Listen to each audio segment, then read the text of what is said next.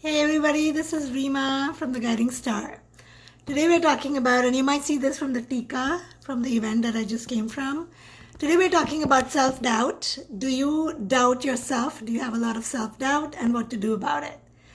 All or almost all of my women clients that come to me, most of them from the Indian culture, are suffering from self-doubt. And I'm very consciously using the word suffering because it's a very big part of themselves or their life.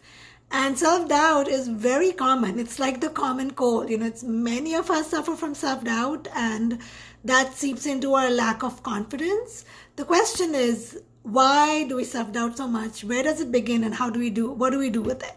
So self-doubt, in very socially driven cultures or in your upbringing, a combination of both, when you are not being given your own choices to make, the independence to voice what you like and you don't like, and then when you are to abide by the rules of somebody else, or when you're being told, overpowered by others in any way, especially in the way you should feel, or you're given words on how you feel, that's when it creates a lot of self-doubt. So let me explain what that means as an example.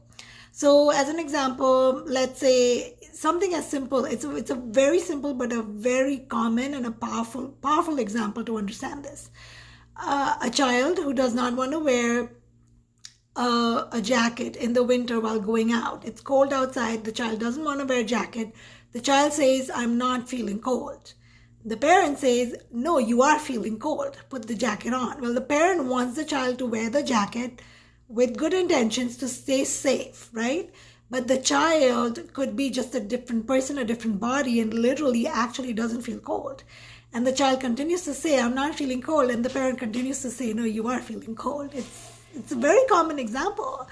The child will say, I'm not hungry. The parent will say, no, you are hungry. I know you're hungry. And it sounds ridiculous, right? It sounds like, can this really be true? But no, it is true. If you start to observe the nuances of parenting, we do this in our, whether consciously or unconsciously, where we are imposing our children with what they feel, or the shoulds and musts, so what they should feel, what they should do, follow the rules of either your rules or the society rules. Very, very prevalent in Indian culture, right? Very prevalent. If what should a woman wear in an event, what should we eat? Simple expectations like you should finish all the food that you take that is on your plate, even if you're not hungry. You should dress up a certain way with all the jewelry and the makeup, even if you don't like it. So there's just so many shoulds and musts. And eventually what happens is it begins to build into deeper things and deeper self-doubt and confidence, lack of self-confidence. Even something as deep as what education field you should go into, what career you should go into. It's just very determined by the social expectation or the parental expectation, right? Especially in cultures like the Indian culture, like India, Eastern cultures.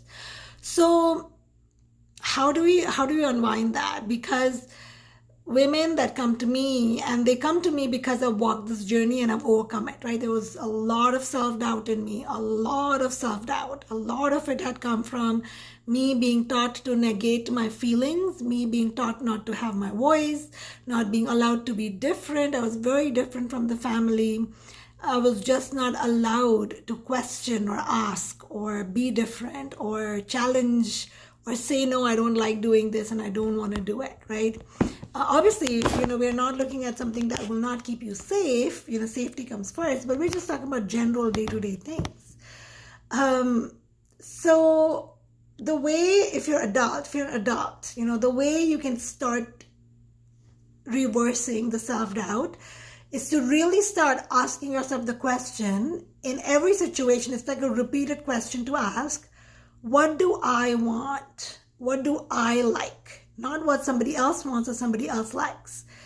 There's so many of my women clients who've come to me over the years from across the globe that do not even know. If I ask them, they'll tell me, this is not the life I want. This is not what I want. I'm not happy.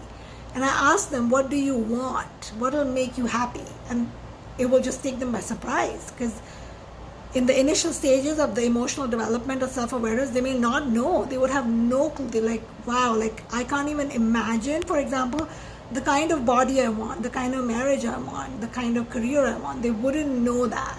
So the first step is to start connecting with your inner self and asking yourself, what do I want? What do I like? Here's a great example. Thank you for the likes, thank you for watching. Here's a great example. You will see me, people who know me over here, they're my friends, they know that you can call, like in the Indian culture, I could be called as defiant in many ways. Why? Because there could be an event where people are all decked up and dressed up, and let's say everybody's wearing saris and they're like, their hair is done, they're wearing great jewelry. I will wear what makes me comfortable. I will not wear the sari because if I don't want to. I will not wear the heavy jewelry if I don't want to. I will be the person out of the crowd. But many other people will do it because they're supposed to. They want to fit in. They want to be accepted, approved. They want to feel okay, not feel different or left out or be called out on or be judged, right, by others. I'm okay with it. I've learned to do it. I wasn't like this before. I've learned to do it, but I'm so comfortable now being myself and being different, and it's okay for me. So that's a great example of start asking yourself, what do you want? What do you like? Do you like having long hair, or is it because your spouse likes it, right? Do you like cooking or eating for dinner what you cook for the family, or do you like something else? Start small and start then doing things that you like. Start from something very simple and that's easy, not very challenging, not very different. It's not like you're challenging the whole family, going against them. So start making those small changes, but they have to be consistent and you have to build on them. It's like building on exercise. As you get better, you want to take harder decisions than the previous level to challenge what you would not want to follow just to people please, right? But you just want to do it because you want to do it. So you start building that. That's the only way that I know to overcome self-doubt. And the other way is a fabulous way is to listen to your inner voice. It's almost the same thing that I'm talking about. If you want to build your intuition, why is my intuition so strong? Why am I able to do these psychic readings for others like that? Because why can I read minds? And because I listen to my inner voice. I have learned to do that more and more and more, and I don't shut it. Even when my logical brain will tell me this makes no sense, it's taking a lot of risk, it's going against society rules. If my heart is telling me this is the right thing to do, I've learned to do it. I've learned to take the risk, and every time it's given me a reward. I don't know a time when listening to my intuition has backfired. If it has backfired, it would feel like that in the logical brain, but it has always given me a gift. It has taught me something. Let's say I had an intuition, let's go and tell this friend, my friend with whom I had an argument recently, just tell her how you feel. Just tell her, even if she won't like it. And, there will be times when my friends will come back and I would not expect it. They would be like, thank you for sharing, and they're still my friends. And then there will be times when they turn their backs on me, and that's when I realize, well, they were not my true friends, right? It hurts at that time, but they were not my true friends. But after they walk away from my life, I start to feel so much better. That's the reward, right? One of the big steps that I've taken is the divorce. Like me walking out the way I did, and, telling people I'm so happy. I'm so happy, I'm very happy after my divorce. I really gained a huge part of me and my life. Listening to that intuition took a lot of courage, but it gave me so much a piece of myself. It built my intuition. It built my confidence. Started to take away self-doubt slowly, right? More and more and more.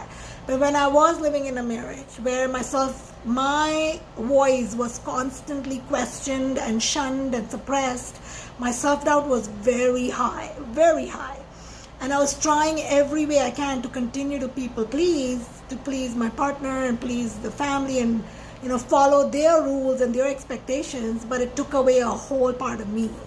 So that's for the adult. If you are a parent for your child, how do you instill confidence in them and do the opposite, right? Don't have self-doubt, so that they don't have self-doubt. The way to do that is to give them decisions and trust and follow the decisions that they make.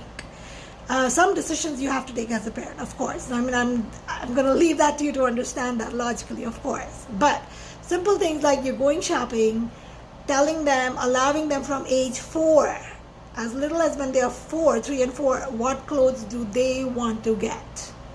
What do they want to eat? You can give them a choice when they are very little. These are the 3 things, or these are the 2 things. Which one of the 2 do you want?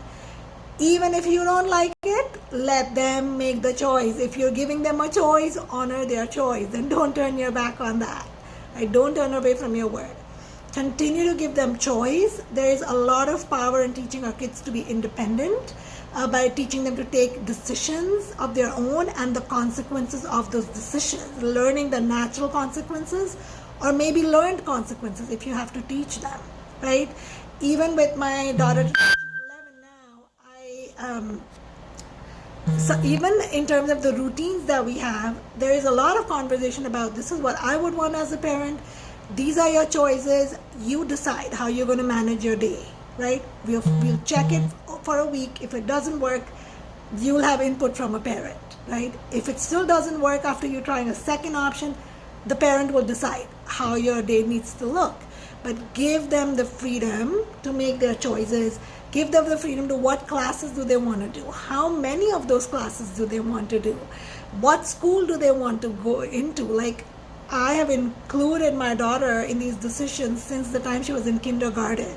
Do you want to go to that school? Like, you might think they don't understand, but there is an intuitive part in all of us. All of us have an intuitive part. If you allow your children to build that early on and honor it, you're allowing their voice to blossom, their confidence to blossom, them to become independent personalities.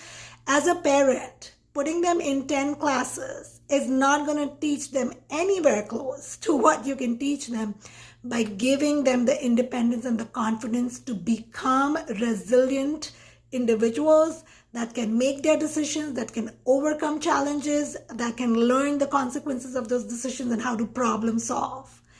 Our biggest duty as parents is 2 things: to love them unconditionally. Unconditionally literally means that I will love you even if you have the haircut that I don't want you to have, right? Even if you wear the weirdest clothes that makes me look like I don't know why I'm walking with you on the street, but I still love you. I'm not going to say that you need to wear differently. I'm going to give you the choice to dress weird if you have to, right? So that's one. And the second part as a parent is to teach them how to problem solve. If we can do these 2 things, we have won a parenting role. Really, I feel like there's no bigger parenting role than that. So yeah, again, as usual, my video went much longer than I thought, but I feel like I don't prep for my videos. I allow the intuition to flow. I live my life very intuitively, like literally very, very intuitively in everything. Like if I have to go for an event tomorrow, I'm not going to decide a week before what am I going to wear for it. I will wait to feel what do I feel like wearing that day. Sometimes I will not go to many events. I've lost some friends by consistently denying invitations. I have kept a lot of friends who, even after denying invitations, have continued to be my friends. It's a great way to tell, are they really your friends, right? But even with my daughter, I will not force her to wear a dress that it might look she's wearing something very simple, very opposite of what everybody else is wearing. There may be some parameters that I put, but there is a lot of freedom because I didn't get to be that when I was little. There was just so much about wearing the gold and the jewelry and looking a certain way. There's just very people-pleasing culture, the Indian culture. By Indian, I mean from India, the country India. And by the way, happy Independence Day. I think this is a great topic for Independence Day. I just realized that how do you teach our children to be independent and free within themselves? So this is Rima from The Guiding Star. Thank you so much for all of you who listen. I really appreciate you listening and sharing, and just continue to utilize this in your life. Okay, there are many people who inspire me, and then I hope that I'm inspiring some of you. Bye.